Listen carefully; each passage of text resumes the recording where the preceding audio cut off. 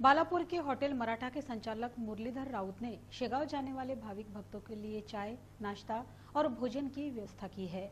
In भक्तों की सेवा करने के बाद भक्तों के चेहरों पर उमड़ने वाला आनंद गजानन महाराज के दर्शन करने जैसा ही है, ऐसी उनकी मान्यता है।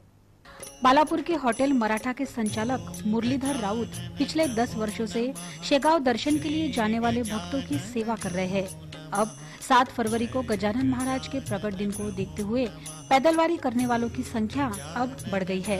ऐसे भाविकों को मार्ग में सेवा प्राप्त हो, इसलिए बालापुर के मुरलीधर राउत ने भक्तों के लिए चाय, नाश्ता और भोजन की व्यवस्था की है।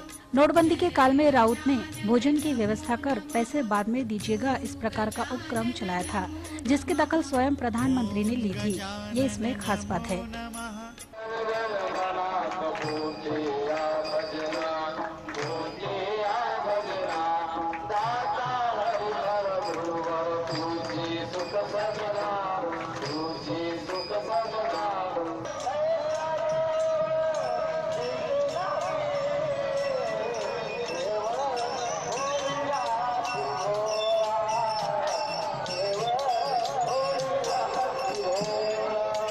आता हे 7 वर्ष झाले आमची पालखी निघत आहे आणि इथं जेवणाची व्यवस्था होत असते। मुरलीधर राउत यांच्याकडून मराठा हॉटेलवर जेवणाची व्यवस्था ते दरवर्षी करतात आणि आम्ही इथं खूप म्हणजे व्यवस्था चांगली करतात।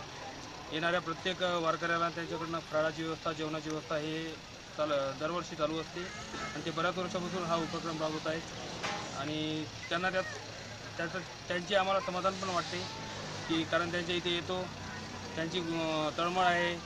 माझे मराठा हॉटेल या मराठा हॉटेलवरती मागील 10 वर्षापासून या महामार्गाने जाणाऱ्या विदर्भातील सर्व दिंड्यांसाठी आम्ही इथं महाप्रसाद, चहा, नाश्ता याची व्यवस्था दरवर्षी करतो आणि या ठिकाणावरून हजारो भाविक या महाप्रसादाचा, नाश्त्याचा, फराळाचा, चहाचा, जेवणाचा आनंद घेऊन पायी वारीवाले शेगावला जातात, दर्शन करतात आणि त्यांचं पुण्य हे आम्हाला लाभते अशी आमची भावना आहे। भक्तांना या ठिकाणी जीव घालतो।